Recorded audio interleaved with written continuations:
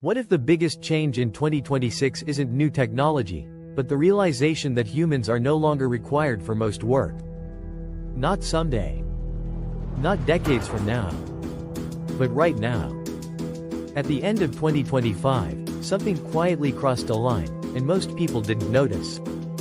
I stopped being a productivity booster and became a replacement system. And in 2026, that shift becomes impossible to ignore. For years, we were told that AI would help us work faster, that it would assist professionals, that humans would always be in control. That story is now outdated. Because AI systems no longer wait for instructions. They no longer rely on constant human input.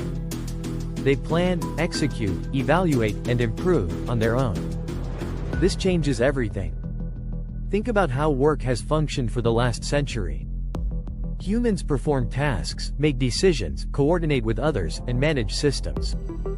AI tools simply supported that structure. In 2026, the structure flips.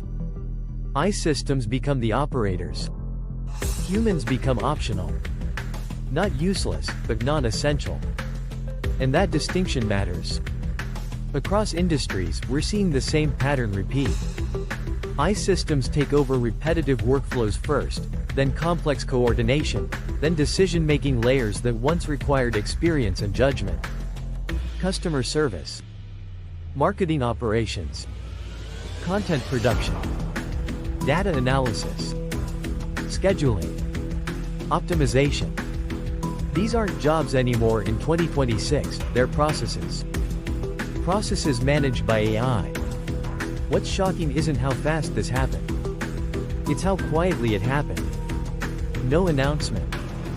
No official declaration. Just companies realizing that AI systems are cheaper, faster, and more consistent than human teams. And once a system proves it can run without people, there's no going back. But here's where the story gets misunderstood. This isn't a future where humans become irrelevant. It's a future where human effort stops being the bottleneck. In 2026, value doesn't come from doing work. It comes from deciding what work should exist. AI doesn't ask why. It executes. Humans still define meaning, direction, ethics, and priorities. But the middle layer, the execution layer, disappears. This is why so many people feel uneasy about AI in 2026. Not because it's evil, but because it removes the illusion that work equals value. For generations, identity was tied to labor. Your job defined your work, your routine, your social role. When AI removes that structure, it forces a deeper question. Who are you without your tasks? That's the real disruption of 2026. Not economic. Psychological. Some people will resist this shift. They'll try to hold onto old roles. They'll blame technology instead of adapting. Others will realize something powerful.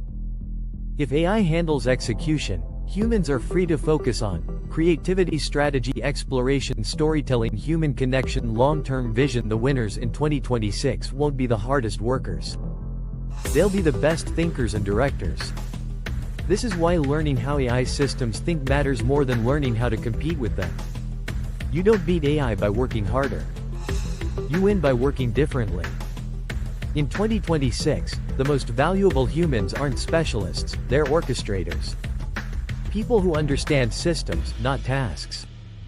People who can guide AI rather than fight it. And this is where the future quietly divides. Those who cling to execution-based identity feel lost. Those who embrace direction-based roles thrive. AI doesn't end human relevance. It ends human busyness. And that's a radical idea most people aren't ready for yet. But by the end of 2026, it won't feel radical anymore. It'll feel normal. The question is whether you're prepared for that shift, or still waiting for permission to adapt.